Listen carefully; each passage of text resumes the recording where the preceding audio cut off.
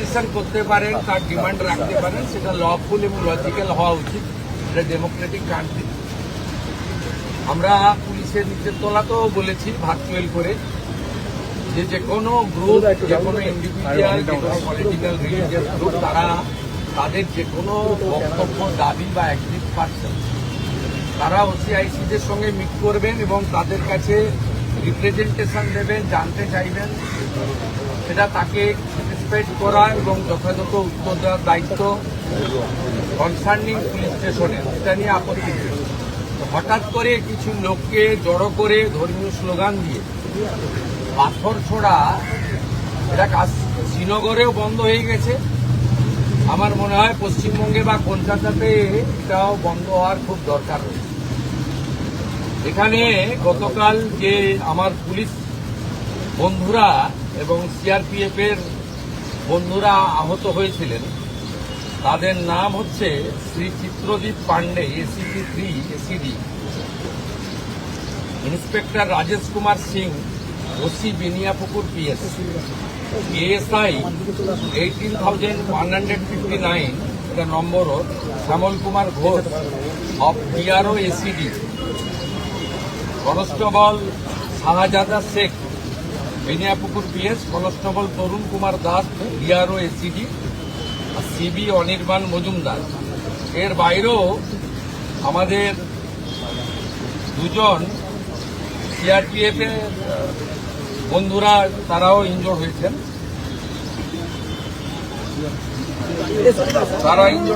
আমি মূলত এদের সঙ্গে দেখা করতে এসেছিলাম, ওদের শরীর স্বাস্থ্য কেমন আছে, ওদের ইনজুরি কেমন হয়েছে, আর আমাদের যে এন্টার ফোর্স কালকে এত ভালো কাজ করেছেন, বড় ল অ্যান্ড অর্ডার ক্যাজুয়ালিটির হাত থেকে মানুষজনকে বাঁচিয়েছেন, তাদেরকেও আমি সাপোর্ট দিতে এসেছিলাম।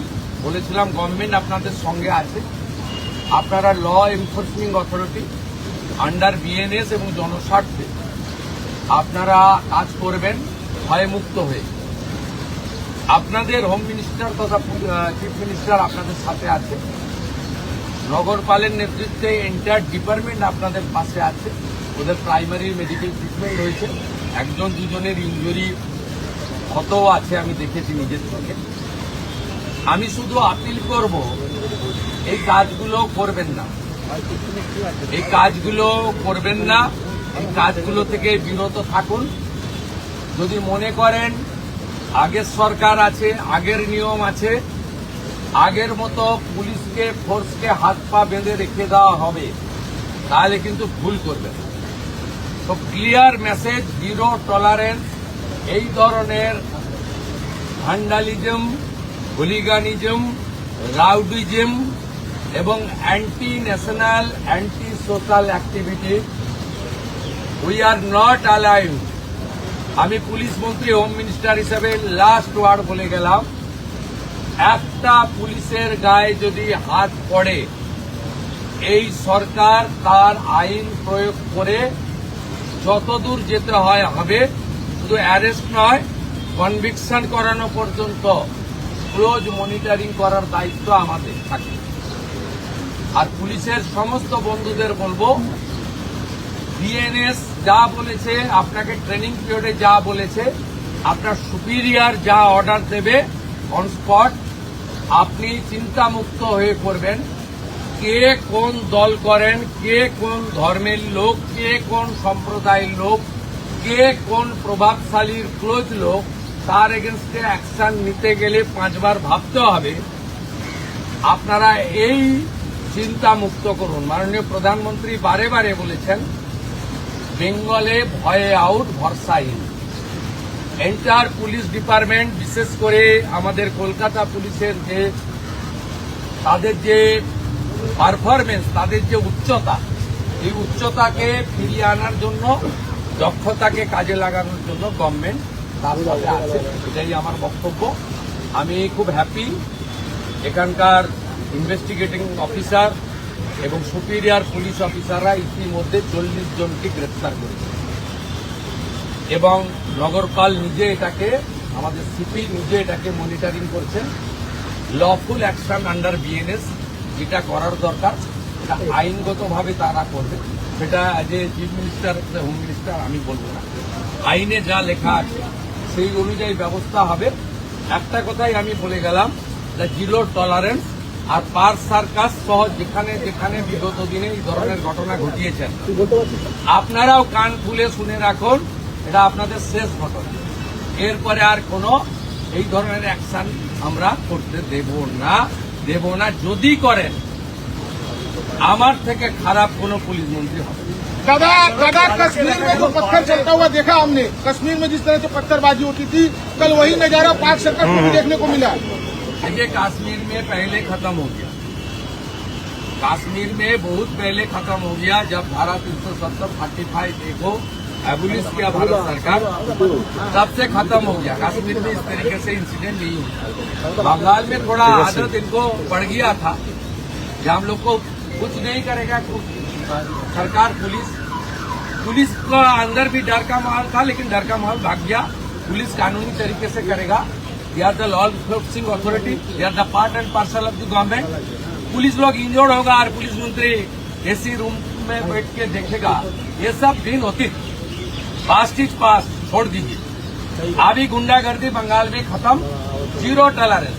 मैं ऑन स्पॉट आकर उनको साथ मुलाकात किया, नहीं बुला के बात किया। ये मैसेज जो उपद्रवी है उनको भी एक मैसेज चला जाना चाहिए कि ये सरकार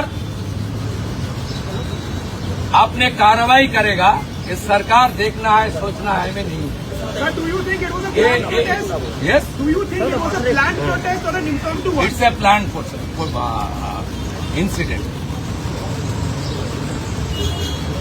Because some person before incident they posted it through social media.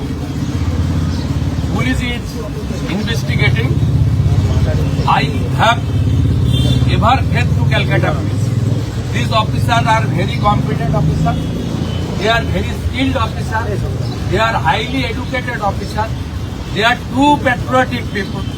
The officer knows what to do or not to do.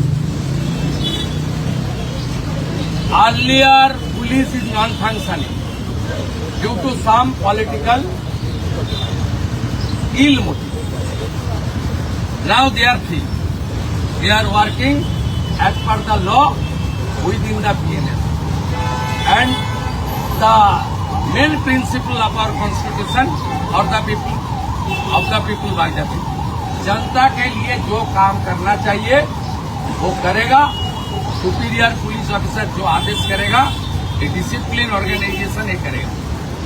और बाकी कलकत्ता पुलिस का ट्रेन और मॉडर्नाइजेशन, इंफ्रास्ट्रक्चर, लॉजिस्टिक सपोर्ट, ये सब हम लोग विद इन 6 मंथ आप देख लेना कलकत्ता पुलिस सबसे अच्छा पुलिस बन जाएगा।